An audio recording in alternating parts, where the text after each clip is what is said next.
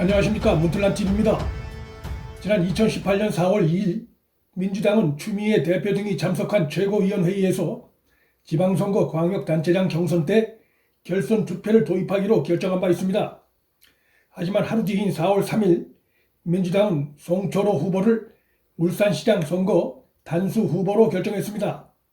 공당이 결정한 경선 원칙을 하루 만에 뒤집는 것은 정당 민주주의 원칙상 있어서는 안 되는 일이고 누가 봐도 매우 의심스러운 일입니다.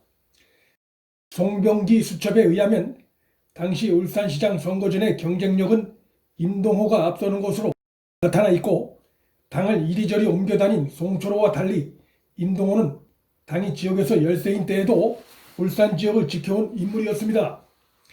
전략공천의 의미를 10분 이해해서 정당 나름으로 판단해 전략공천을 시행한 부분에 대해 법적인 책임을 묻기 어렵다고 해도 전략공천 과정에서 만일 대통령이나 청와대 입김이 작용했다면 그것은 완전히 다른 문제가 됩니다. 공무원 신분인 대통령이나 청와대 참모들은 당의 경선이든 전략공천이든 선거에 개입하면 중대한 법 위반입니다.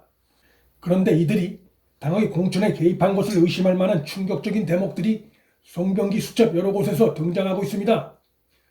청와대와 당이 임동호를 제거하고 송철호 체제로 정리한다는 표현이나 VIP가 임동호와 그의 동생 임동구를 용서하지 못할 자들이라고 했다는 표현은 듣기만 해도 매우 섬뜩한 내용들입니다. 검찰에서 조사받을 당시 수첩 내용을 확인할 수 있었던 임동호는 송병기 수첩에서 자신의 이름 3글자가 무려 40여 차례나 등장하고 청와대와 중앙당이 힘을 합쳐 자신을 제거해야 한다는 표현이 적혀 있어 깜짝 놀랐다고 말한 바 있습니다. 수첩에 적힌 내용들은 이 밖에도 자리 요구, 임동호를 움직일 방법, 제거, VIP가 미워한다는 등 공작 정치가 진행되고 있음을 보여주는 표현들이 가득했습니다. 증거와 진술이 가리키는 대로 수사를 하는 윤석열 검찰의 수사 스타일상 상당 부분 현실로 나타난 송병기 수첩에 드러난 대통령 문재인과 청와대의 당 공천 개입 의혹을 확인하기 위해 대통령과 청와대에 대한 조사는 물론 당시 공천 관리에 큰 영향을 미쳤을 추미애 대표 등 경선 관리자들에 대한 조사에 착수할 것으로 보입니다. 송병기 수첩에 적힌 내용 대부분이 실제 그대로 일어난 과정에 권력이 어떻게 개입했는지 확인할 것입니다.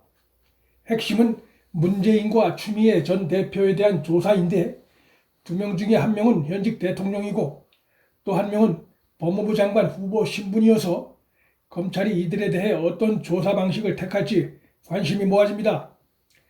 문재인의 경우 현직 대통령 신분이기 때문에 내란 외환죄를 제외하곤 형사상의 소출을 받지 않지만 수사 대상에서까지 예외가 되는 것은 아닙니다.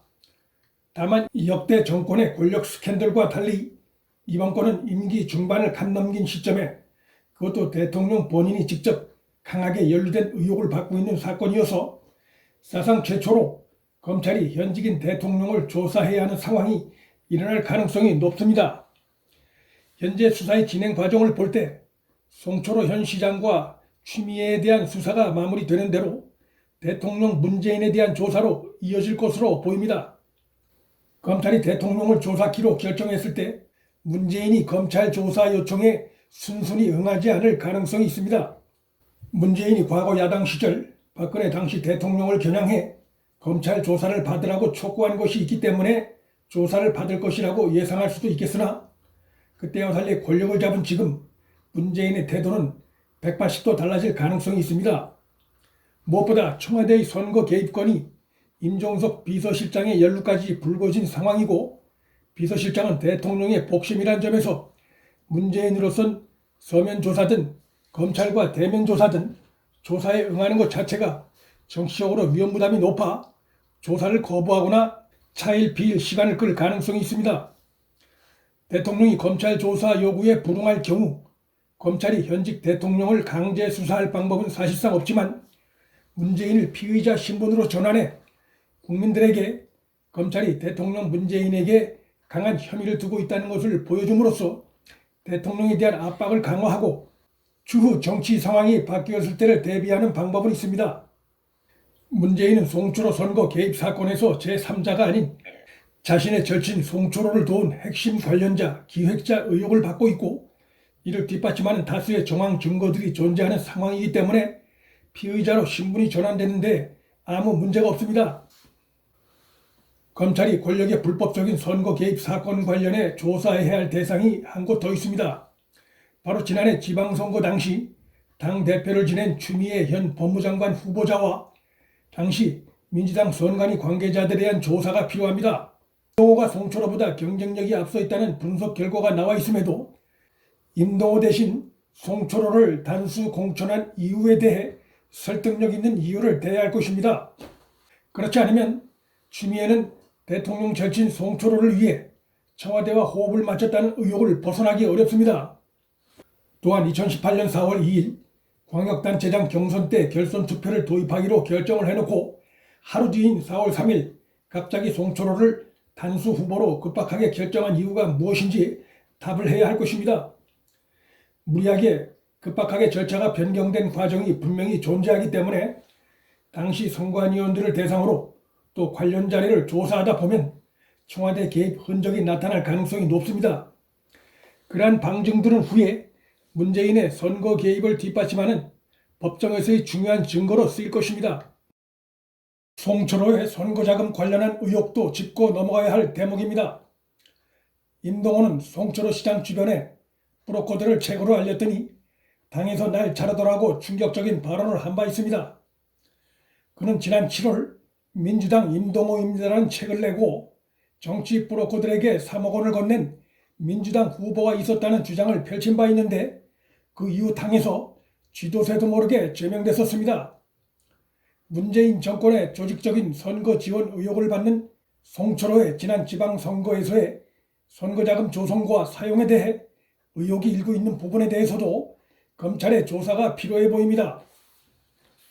지금까지 드러난 여러 직간접 증거들과 정황을 종합할 때 문재인은 불법적인 선거 개입과 하명수사, 후보 매수 의혹에서 벗어나기 쉽지 않은 상황입니다. 언제부터 시행될지 불확실하나 설령 날치기로 공수처가 등장한다고 해도 국민이 눈을 시퍼렇게 뜨고 있는 상황에서 증거가 탄탄한 검찰의 수사 상황을 일방적인 눈치 보기로 뒤집는 것은 불가능합니다. 권력에 대한 일방적 눈치 보기는 국민 저항을 유발할 수밖에 없습니다. 문재인은 각종 선거 불법 의혹의 늪에서 헤어나기 어려운 상황에 빠져 있습니다. 제기된 모든 의혹이 그 정점에 문재인을 가리키고 있습니다. 문틀란TV 여기서 마칩니다. 구독과 좋아요, 방송 공유는 방송 제작에 큰 힘이 됩니다. 시청해 주셔서 감사합니다.